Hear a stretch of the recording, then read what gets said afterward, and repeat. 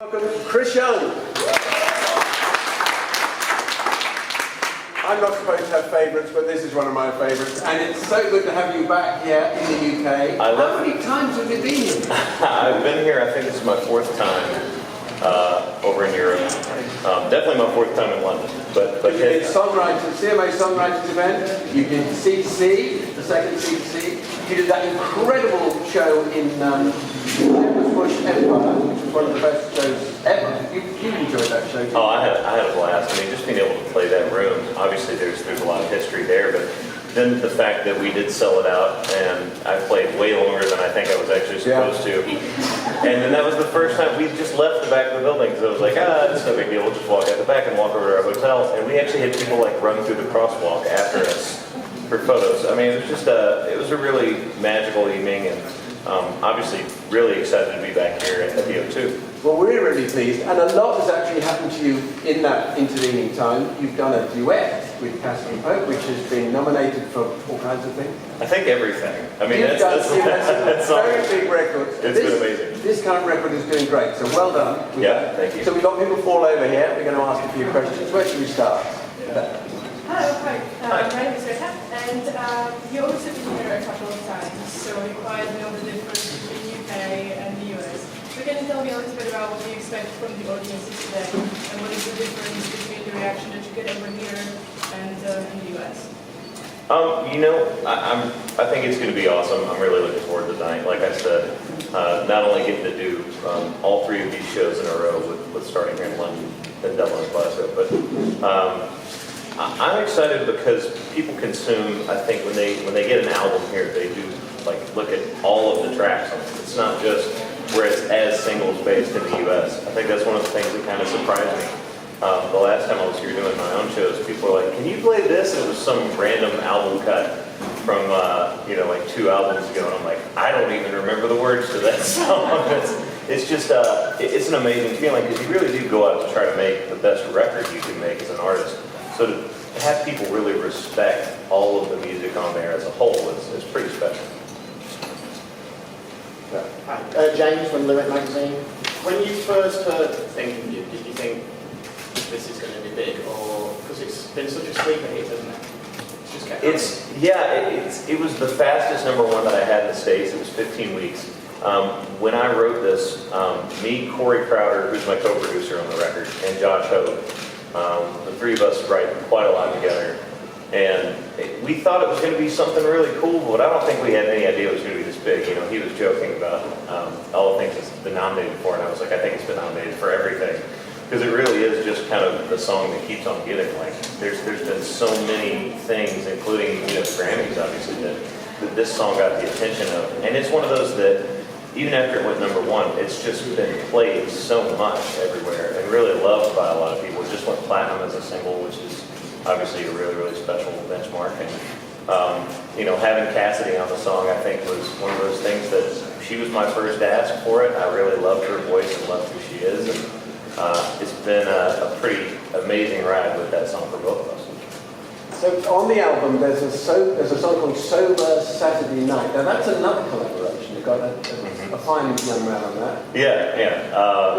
Vince Gill, having Vince be on a song with me is something that's just kind of mind-blowing. Because I asked him, I basically cold called him. Like, he knew I was going to call, but I'd never called Vince Gill before. I was like, he's going to just hang up. But I was like, you want to be on this song? And he was like, well, send it to me. And he goes, sure, I'd love to be a part of it. And he goes, just come over to the house. I was like, excuse me? And so I ended up at Vince Gill's house in his home studio and working with somebody that, he was one of the first artists I actually got to go to a show and see live and was just blown away by it. And as a kid, which he loves me saying that, I remember going, I want to do that for a living. And I still don't play guitar like that, but it's been really cool to have this song. This one we had back-to-back in the US, the fastest #1 I've ever had, and the slowest #1 I've ever had. So this one took a long time, but it really was one of those that had a life of its own, and to see it get to #1 was really cool, just because, not only for me, but because it was a song with somebody that I look up to. Lady over there. Hello, Lisa from USA Country UK. I was just going to say congratulations on your #1 single. Thank you. What is it like to get a #1? I mean, it never gets old. I can tell you that. That's, somebody asked me the other day. I was like, "Oh, it's number 9 now." It's just starting. I was like, "No, it's awesome." I mean, it's always such a tough thing to have the right timing and the right song. And, in the case of Think of You and Sober Saturday Night, the right partner on a song. So it's an incredible feeling. And, I think my first 3 singles as an artist over the course of about 3.5 years were 37, 52, and 37 respectively. So, breaking into the 30s for the first time was exciting for me, and definitely something I hope I keep going with. But it's always a great feeling having a song be up there. There's nothing but letterhead about it, which is fun. There you go. Hiya Chris, I'm Margaret from UKCountryRadio.com. Now, firstly, congratulations on having the #1 song on the Billboard Airplay charts for this week. Now, what would your dream collaboration be with and why? I mean, it'd be tough to outdo the 2 that I've had, just because it was, obviously somebody that I've toured with and that I'm friends with in Cassidy, and then somebody that I really looked up to in Vince.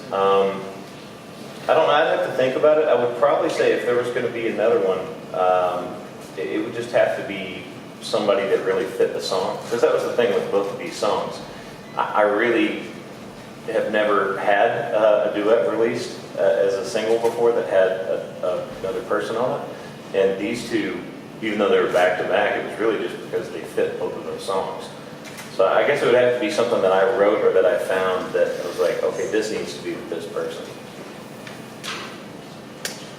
Hi Chris, I'm Alex from NashvilleOverHere.com, and I just wanted to ask about your reality TV show Beginnings and how you sort of shook that off, because it kind of feels like you have to prove yourself twice if you're that kind of artist. So I just wanted to know what you think about that. I don't know if it was necessarily that. I think it really helped me because, like I said, the first album, the first 2 singles, they tanked. I'm just not going to say how it is, but I had so many people that had watched me on that show that went out and bought the record that the label was like, well, let's take one more shot at it and give him another chance. I'll make another album. And I don't think that it would have worked out that way had that not been the case. So even as long as it really took me to get my legs under me at country radio, I think I was really lucky to have a fan base already invested and interested in what I was doing. Good. Hi Chris, it's Pip from Entertainment Focus. We spoke before Christmas when you released the Christmas album, and we were talking about whether you were at the stage of thinking about an next album.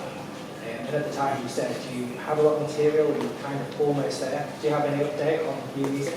Yeah, I actually sent a tweet yesterday when I landed. I was literally on the way to my hotel giving mix notes on the new record back to Corey. I was like, "Are you awake yet?" Because he's got kids, so I was like, "I assume he'll be up early." So we were going back and forth about new album stuff. So definitely in the works, getting closer and closer to having stuff where we're going to at least pick the next single. So the next single will most likely be off a new record. Right. You're talking about collaborations, because Boys to Men were on the Christmas record. It seems really cool. Yes. Right? How on earth?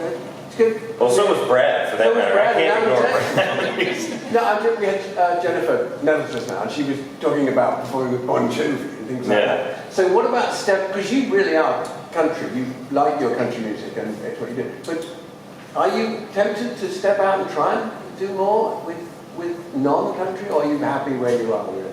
No, I mean, growing up, I was trained classically and sang in multiple different languages and studied jazz for a long, long time. But when I open my mouth, I've got quite an accent. So pretty much anything I sing on sounds country. I don't know if I'm going to step out and try to do anything else, but it was fun for me getting to work with.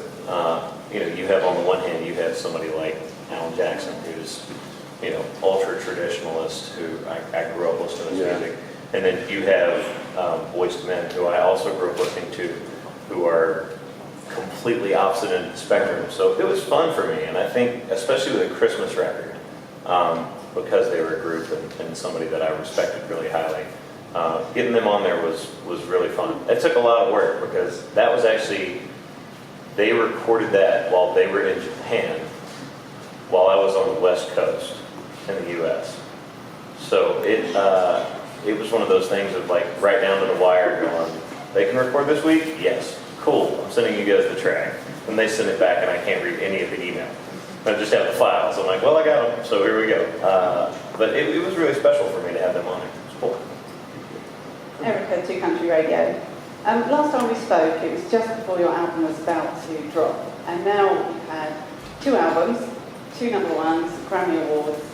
When you move into your next project, are you excited with the momentum or daunted by what's come before now? I'm really excited, actually. I think that, being able to have an album like this where I think the night before it came out was the only time that I actually got nervous because we had done something completely different than the album before.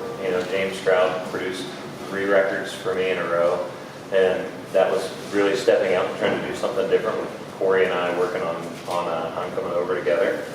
And, I think I was like, what if people hate it? So seeing the success of this album and the fact that all 3 of these singles were really well received and that everybody's kind of gravitated towards his music, I mean, it makes me more excited to be able to, kind of grow as an artist and continue to do what I think is right in the studio and, hopefully make music people are going to love. So the next record, Corey again.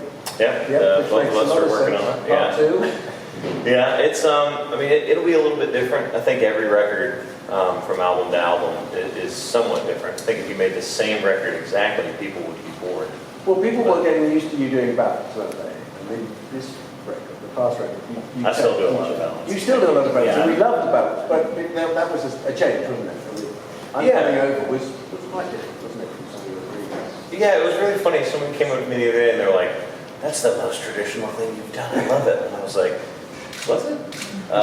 Cool. As long as you like it, yeah, sure." It's a modern tradition. Well, we've got time for a couple more. I think we'll later there. Hello Chris, I'm Linda from Fairmore Police Radio. I suppose on a light-hearted note, and 2 full questions. When did your love of music and when did you realise that you knew that was what you wanted to do for the rest of your life? And the second question, if you can do it, is do you remember the very first song you wrote and what the name of it was? Can you sing it for us? No. Can I or will I? That's yeah. See, well, which is yes and which is no? The very first song I ever wrote, I co-wrote with someone in Nashville because I had no idea how to do it. And it was called She's the One. It was about a car. And so the whole play on it was she thought it was about a girl all the entire time. I think I was 15, so I didn't have a car at that point. I was just, I was like hoping forward, I guess. But it probably was not very good.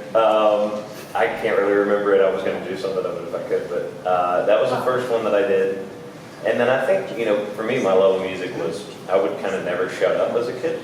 And my parents for a long time were just like tune me out. And I would, I was the kid that would like go down, the aisle and start like pointing out different products and singing the theme song from whatever the commercial was. My mom was like, "Oh my God, please be quiet." And now she still says that. But it was just, from a very young age, I loved music. I think once I got about 13, 14, I got into high school and was just doing, picked choir and stuff, trying to do basketball. And, I knew probably at that point that's what I wanted to try to do. Would I ever have told you that all of this stuff would have happened with it? Probably not. Which is, that's why I love my job and why I'm excited to be here and excited to be able to do stuff like, make a record in Tennessee and end up in London playing music for people. So one more, is there someone with a question? Or do we question everyone else? We've questioned everybody. All right. Well, it's been great having you here. Casey Musgraves was here last year, and they asked her what was the first song she wrote, and she said, "When I was 9, I wrote a song called Look at Me." We asked her to sing it, but we didn't. But she didn't get that either. Anyway, on tonight, and good luck with everything, and don't leave it too long before coming back again.